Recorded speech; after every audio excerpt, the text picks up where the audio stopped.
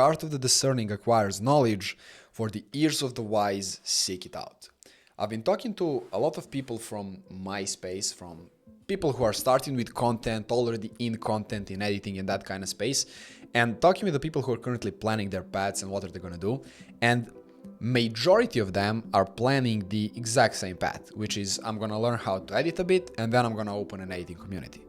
And as the guy who next to his content agency owns that low ticket editing community himself, I can tell you that it would be amazing in my opinion. I wouldn't have nothing against it if I was not in the exact same position, with one little caveat that I actually already did what I was trying to teach other people. I'll get back to that in a couple of minutes, but first let me give you some more context on the situation and what I'm talking about.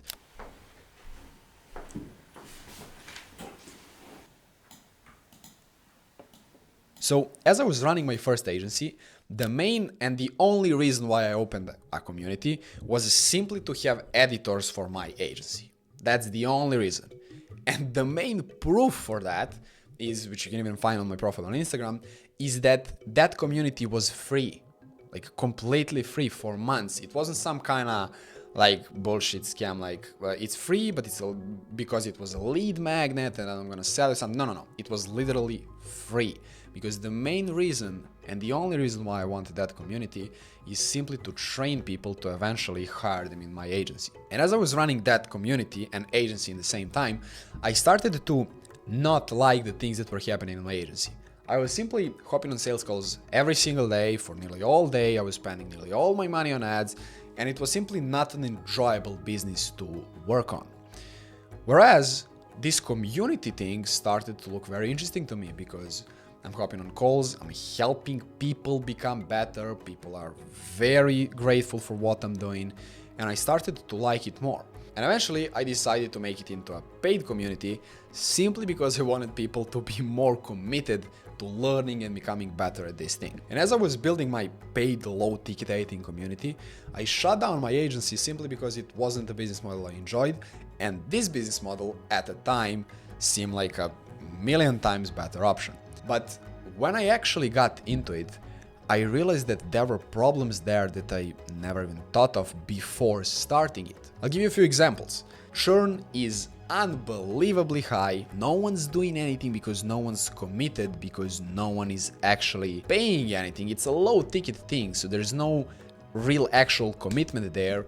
It's not profitable to run ads because it's a low ticket thing, so you cannot see return on that.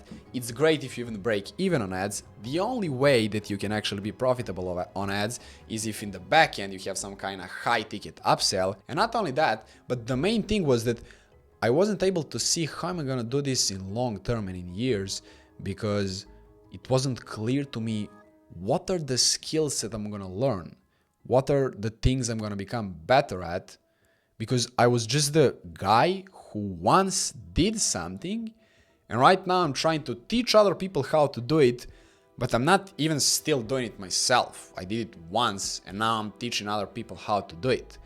I'm not doing anything. I'm just teaching other people how to do stuff I did once. And that got me thinking, what should I do?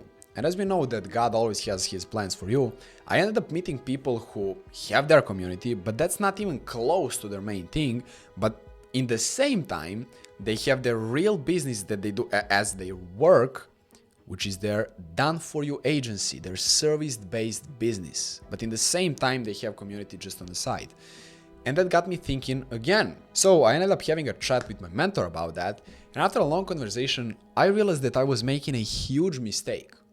When things got bad in my business, in my main business, in the agency, I should have not looked into starting another business, but I should have just fixed the problems that I already have. And that's what we did then. We came up with a new offer, new way of delivery, new way of acquiring clients, completely new thing that would solve all the problems from the past. And another main point was that there are certain skills that you need to learn and you need to become good at in order to get to the next level. And what I was doing is I was trying to bypass learning those skills only because it seemed hard by going into a new business model. And that's what everyone's doing right now. everyone's trying to go to the easy path because it's in human nature to just choose easier path. And that's not even the worst thing. The worst thing is that as it's in human nature to follow easier path, everyone's looking at everyone else following that easier path and wants to follow them instead of following a better path. There's essentially easier path and better path. You can choose which one you want to follow. You can follow easier path, which is, telling you from my own experience, not as easy as you're thinking right now, or you can follow boring, hard, and slow, but a better path that will long-term make you into a better person with more skills and more knowledge, which is, going back to the beginning of this video, the main goal. And if you don't get what I'm saying, I'll make it easier with this.